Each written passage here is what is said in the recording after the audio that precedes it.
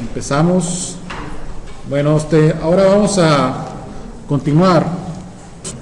Entonces, pues vamos a seguir con lo que es la teoría de esfuerzos.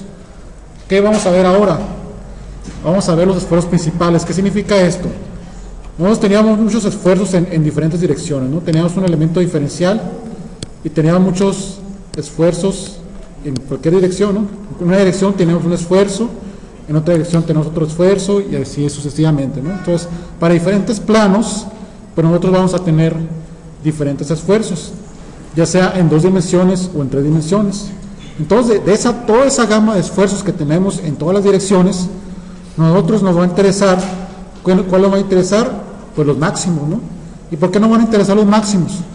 Porque si tenemos un esfuerzo y estos esfuerzos son máximos y resulta que el material nada más va a aguantar una cantidad de esfuerzos máximos, entonces ¿qué va a pasar? Pues si sucede que en esta dirección tenemos una cantidad de esfuerzos muy grandes y lo medimos en el laboratorio, pues ¿qué tenemos? Pues que en este lugar del cuerpo que tenemos, pues va a ocurrir ¿qué? Va a ocurrir una grieta, ¿no? Entonces, a nosotros como ingenieros nos interesa saber dónde quedan las grietas, o sea, dónde empieza a fallar el material, ¿no? Entonces, para eso nosotros necesitamos encontrar los esfuerzos principales. O sea, los esfuerzos principales es donde nos encontramos con los esfuerzos máximos y también los esfuerzos mínimos, ¿no? Pero en realidad a nosotros nos va a interesar los esfuerzos máximos, ¿no? Entonces vamos a continuar y vamos a calcular estos esfuerzos. Entonces, habíamos visto la vez pasada que teníamos las ecuaciones de transformación de esfuerzo. En este caso, en este video, vamos a tratar nada más los esfuerzos en el plano, ¿no? Entonces, en otro video vamos a encontrar los esfuerzos en 3 dimensiones. Entonces, ¿qué significa en el plano? Que vamos a tener nada más esfuerzos en X, esfuerzos en Y, ¿verdad? Y los taos XY, ¿no? O sea, todos los que están en Z, ahorita vamos a dejarlos para después, ¿no? Entonces, hemos visto las ecuaciones de transformación de esfuerzos que habíamos deducido a través de una sumatoria de fuerzas y a través de unas entidades trigonométricas encontramos las funciones de doble ángulo, ¿ok? Bueno, esto lo hemos visto en un video anterior. Entonces, ¿cómo encontramos los esfuerzos máximos y mínimos? Entonces, ¿cómo lo hacemos? Bueno, como decía anteriormente, los esfuerzos normales máximos y mínimos le vamos a llamar esfuerzos principales, ¿sí? O sea, de aquí anteriormente, bueno, estos son los esfuerzos normales, ¿no? Estos de aquí son los sigma n, ¿sí? Estos de aquí son, si se acuerdan, son los esfuerzos cortantes, ¿sí? Entonces, los esfuerzos normales máximos le vamos a llamar esfuerzos principales, o sea, todos los normales a la superficie. Y tenemos también, bueno, a continuación tenemos los cortantes. Pero ¿cómo encontramos los esfuerzos normales máximos? Pues agarrando la derivada, ¿no? O sea, agarrando la derivada de la función anterior, le igualamos a 0 y encontramos los valores de teta para los cuales esta función es máxima, ¿sí? También tenemos para los cortantes, esfuerzos cortantes máximos y mínimos, los encontramos pues también con la derivada. Entonces vamos a agarrar la derivada de todos los esfuerzos cortantes y le igualamos a 0 y encontramos los esfuerzos cortantes máximos y mínimos, ¿sí? Entonces, ¿qué vamos a derivar? Pues vamos a derivar la función que está aquí, la función que está anteriormente en esta diapositiva, ¿no? Bueno, vamos a continuar. Vamos a seguir. De todas maneras, voy a poner otra vez la función ahí. Bueno, esfuerzos normales principales. Entonces, ¿qué vamos a hacer? Entonces, agarramos esta función y agarramos la derivada de sigma n con respecto a teta y bueno, le vamos a igualar a 0. Entonces, haciendo la derivada del coseno, pues es el seno, ¿verdad? Y la derivada del seno, pues es el coseno. Nada más aquí va a cambiar el signo. Entonces, la derivada de coseno de 2 teta, pues utilizamos aquí la regla de la cadena. Entonces, la derivada de lo que está afuera por la derivada de lo que está dentro. Entonces, este 2 va a salir para afuera, este 2 va a salir para afuera y este va a cambiar el signo, ¿sí? Entonces, vamos a tener esta la derivada. ¿Qué hacemos a continuación? Pues vamos a agarrar esta función y le igualamos a 0, ¿sí? Le igualamos a 0 y despejamos. Entonces los ángulos principales van a estar dados por esta ecuación que está aquí, ¿ok? Bueno, similarmente vamos a hacer lo mismo. Bueno, ahorita vamos a hacer lo mismo para los cortantes, pero primero, antes de encontrar los esfuerzos cortantes, queremos saber este ángulo, ¿sí? O sea, ¿qué hacemos en la derivada? Si se acuerdan, agarramos la derivada y encontramos un ángulo. Entonces, ¿qué hacemos con este ángulo? Este ángulo se despeja y se sustituye en la ecuación original, ¿sí? Pero el problema aquí, de que cómo despejamos el valor de teta y lo sustituimos en la ecuación original, ¿sí?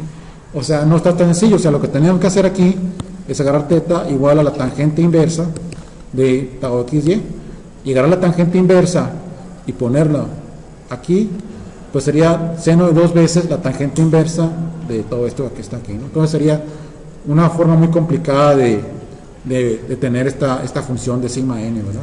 Sigma n pues sería el esfuerzo principal si sustituimos este valor. Entonces, ¿qué se hace? Lo que se va a hacer es tomar unas entidades trigonométricas, ¿sí? Bueno, tenemos que la tangente de 2 teta p es igual a tau xy por sigma x menos sigma xy, la ecuación que tenemos anteriormente, ¿no? Bueno, entonces, ¿quién es 2 teta p? 2 teta p podemos representarlo mediante un triángulo, ¿sí? Este es un triángulo, y la tangente, ¿cuál es la tangente? Es el cateto opuesto entre el cateto adyacente. Entonces, ¿cuál es el cateto opuesto? Ahí está, ¿no? El cateto opuesto es tau xy, ¿verdad? Y el cateto adyacente, pues sigma x menos sigma y sobre 2. Entonces, ¿quién es la hipotenusa? Pues obviamente que pues sería la suma de los cuadrados de los catetos, ¿verdad? Entonces, de esta forma, podemos sustituir más fácilmente en esta ecuación anterior, ¿no? Similarmente, vamos a tener otra solución. Si esta es una solución, también esta es solución. ¿Por qué? Porque podemos tener que, si menos tau xy es un cateto opuesto y menos sigma x menos sigma y es el cateto adyacente, menos tau xy entre menos sigma x menos sigma y sobre 2, se van a ir los signos y me va a quedar la misma función. Entonces, en realidad, vamos a tener dos soluciones aquí, ¿verdad? Entonces, ¿qué hacemos con esto? Vamos a sustituir en la ecuación, ¿sí? El coseno sería el cateto adyacente entre la hipotenusa. Si se fijan aquí en la anterior, el cateto adyacente pues sería esto, y esto sería la hipotenusa, ¿no? Entonces este sería el coseno del ángulo, ¿verdad? Y el seno del ángulo pues sería el cateto opuesto entre la hipotenusa, ¿sí? Si se fijan aquí, bueno, aquí en la anterior, el cateto opuesto pues sería esto y la hipotenusa sería esto, ¿no? Entonces ya tenemos una función para coseno de 2 teta p y seno de 2 teta p. Entonces, ahora sí, es más fácil sustituirlo en la ecuación original, ¿sí? Sustituimos en la ecuación original que teníamos para sigma n, sustituimos los senos de 2 teta p y el coseno de 2 teta p, y haciendo operaciones nos va a dar al final la expresión para los esfuerzos principales. Entonces, aquí vamos a tener dos soluciones. Vamos a tener una para el signo positivo y otra para el signo negativo. El signo positivo es el sigma máximo, ¿sí? El sigma negativo pues va a ser el mínimo, ¿no? ¿Ok? Entonces, pues ya después de hacer sustituciones, para no ser muy largo el procedimiento, pues le voy a dar la ecuación, ¿no? ¿Sí? Bueno, vamos a hacer lo mismo, pero para los cortantes, ¿sí? Los cortantes máximos, ¿sí? Tenemos esta ecuación que hemos visto anteriormente, al principio del video. Entonces, ¿qué vamos a hacer? Lo mismo, ¿no? Vamos a agarrar la derivada de tau nt con respecto a teta y le igualamos a 0, ¿no? Ganamos la derivada y encontramos esta derivada.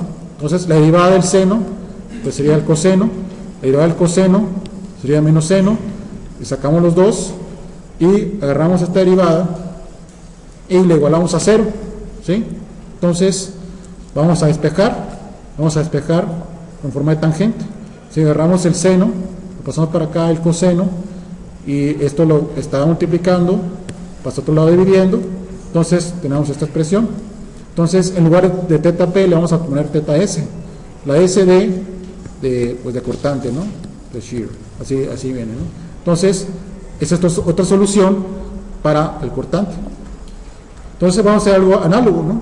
Para no andar sustituyendo 2 teta s igual a tangente inversa de esto, y si estuviera tangente inversa en el ángulo, pues otra vez se vuelve muy complicado hacer esto. Entonces vamos a obtener una solución en función del seno del ángulo y del coseno del ángulo, ¿no? Bueno, entonces hacemos lo mismo. Tangente de 2 teta s es igual al cateto opuesto entre, bueno, cateto opuesto en cateto adyacente, ¿no? Okay. Entonces tenemos este triángulo, sería la primera solución. Esto sería pues el cateto opuesto, y el cateto adyacente pues el que está aquí arriba. Bueno, aquí no salió, pero sí sería el cateto adyacente, sería el tau XY. Y obviamente que pues sería el cateto opuesto, y el adyacente nos da la hipotenusa, ¿verdad? Similar a la hipotenusa que teníamos anteriormente. Aquí ya lo tenemos en otra forma. Sería el cateto opuesto, el cateto adyacente, pero aquí la diferencia es que el triángulo no es igual que el anterior. ¿Por qué no es igual? ¿Por qué? Porque aquí tenemos que tener un signo menos, ¿sí? Entonces este signo menos será menos en el X más en el Y. Por el otro lado sería menos en el Y y más en el X, de tal manera que vamos a tener más y menos, menos y más, y vamos a tener que conservar este signo, ¿sí? Entonces por eso tenemos que hacer el triángulo distinto. Igual vamos a tener 2 soluciones, una solución para este triángulo a partir de este eje, y otra solución para este otro triángulo, ¿no? Entonces tenemos 2 soluciones y 2 diferentes triángulos para esta ecuación. Entonces igual vamos a obtener el coseno de 2 teta s, que sería esto, y el coseno de 2 teta s2, ¿no? Entonces agarramos, a ver, hacemos el siguiente, ok, igual, ¿no? Sería el cateto adyacente entre la hipotenusa, ¿verdad? Igual, bueno, aquí en realidad sería el 2 teta s, ¿no? Porque ya vamos a cambiar ahora la nomenclatura. Sustituimos en la ecuación original y nos da este resultado. Entonces este resultado es similar al anterior, pero sin este término que estaba anteriormente. Había un término antes de la raíz, ¿no? Pero en la raíz va a permanecer igual en ambos casos, ya sea para tau o para sigma, ¿sí? Esta raíz, vamos a ver ahorita más adelante, que es un radio, ¿sí? Esto en realidad sería el radio de un círculo, ¿no? Entonces vamos a ver que este radio es el círculo de Mohr, ¿no? Bueno, vamos a ver anteriormente. Entonces, bueno, ahí está la sustitución en sigma n. Bueno, este era bueno, quería ver una cosa antes de terminar con esta parte. ¿Qué pasa si agarramos esta solución y la sustituimos en la ecuación de sigma n? ¿Sí? Acuérdense que había dos ecuaciones, una ecuación para sigma n y otra para tau nt, ¿sí? Entonces tenemos una solución para tau nt de 2 teta s y lo sustituimos aquí, nos da esta ecuación. Pero ¿qué pasa si esto lo sustituimos aquí? ¿Sí? Si esto lo sustituimos ahí, nos va a dar otro esfuerzo principal, o sea, el 2 teta s lo sustituimos aquí y nos va a dar un esfuerzo promedio, que es esta ecuación. Pero ahorita se va a visualizar mejor con el círculo de Mohr todo, ¿no? Bueno, entonces vamos a tener esto, ¿no? O sea, cuando tenemos los taus, digo, los ángulos cortantes máximos, vamos a tener estos esfuerzos. Similarmente, si tenemos para tau nt, tenemos los 2 teta p, o sea, tenemos los ángulos principales normales, los tuvimos en los cortantes. ¿Qué pasa si tenemos los ángulos principales? Los tuvimos aquí. ¿Qué cortante no va a tener? ¿Qué va a pasar? Sustituimos los 2 teta p, los tuvimos aquí. ¿Qué va a pasar? Fue la pregunta. ¿Cuánto valdrían los cortantes? Entonces, ¿qué va? Pues los cortantes valen 0, ¿no? ¿Sí? Entonces, cuando tenemos los ángulos principales en cortante, va a valer 0. Y cuando tenemos los ángulos teta s principales, el sigma va a valer sigma x más sigma y sobre 2, ¿no? Esto es, vamos a ponerlo aquí, siempre, ¿sí? Digamos para que vayamos tomándolo como regla, ¿no? Entonces, para que no haya confusión, ¿no? Ir empezando que esto es como una especie de regla, y si quieren demostrarlo va a suceder para cualquier caso, ¿no? Bueno, ahora sí, el círculo de Moore. El círculo de Moore es el lugar geométrico en donde tenemos un radio. El radio está dado por el cortante que nos daba anteriormente, y tenemos un centro. Entonces, el sigma promedio que hemos obtenido anteriormente es el centro del círculo de Moore, ¿sí? Entonces, estas partes de aquí son nuestros esfuerzos principales. Los esfuerzos principales pues están dados por la ecuación que vimos anteriormente, ¿no? O sea, hacer sigma 1 y sigma 2, o sea, sería esto más menos sigma x más sigma y sobre 2. Entonces, todo lo que hicimos anteriormente pues se puede graficar y se puede visualizar mejor con el círculo de Moore, ¿sí? Los cortantes máximos y mínimos pues están dados por el radio. Pues, si se fijan en la ecuación anterior, pues los cortantes van a estar dados por el radio, ¿sí? Construcción del círculo de Moore, ¿no? Entonces vamos a ver más adelante pues cómo se construye, y vamos a ver ejemplos, ¿no? Vamos a tener, primer paso, vamos a establecer un sistema de ejes cartesianos sigma tau. Después las abscisas van a ser los esfuerzos normales, y los esfuerzos cortantes van a ser las ordenadas, pero aquí va a haber un cambio de signo, ¿no? O sea, vamos a tener las abscisas van a estar igual, pero los cortantes positivos van a estar aquí, los negativos aquí, ¿no? Vamos a ver después ejemplos. Entonces, como primer paso, vamos a tener sigma x y tau xy para graficar el círculo de Moore.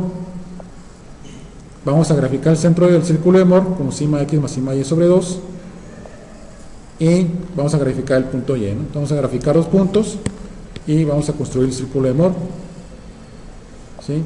Y todo esto pues para obtener los esfuerzos principales máximos, ¿no? Bueno, entonces vamos a obtener el esfuerzo máximo como el centro más el radio, y el mínimo como el centro menos el radio, ¿ok? Bueno, entonces los cortantes principales pues están dados por el radio del círculo de Moore, ¿no? Bueno, entonces a lo mejor está un poquito abstracto, pues sería mejor ver un ejemplo numérico. Bueno, aquí aparte viene la orientación de los esfuerzos principales. Lo que estábamos buscando era quién era 2 θ p y 2 θ s. Entonces, en el círculo de Moore, vamos a ver la animación ahí, tenemos el elemento diferencial, lo hemos visto anteriormente, ¿verdad? Entonces, a ver, ahí está, ¿no? Entonces, nosotros nos preguntábamos cuánto vale el valor de θ p para encontrar los esfuerzos principales. Eso es lo que estamos buscando. Entonces, este valor aquí, θ p, es lo que estamos encontrando con las ecuaciones, ¿verdad? ¿Cómo sería representado en el círculo de Moore? Pues simplemente sería 2 θ p, ¿no?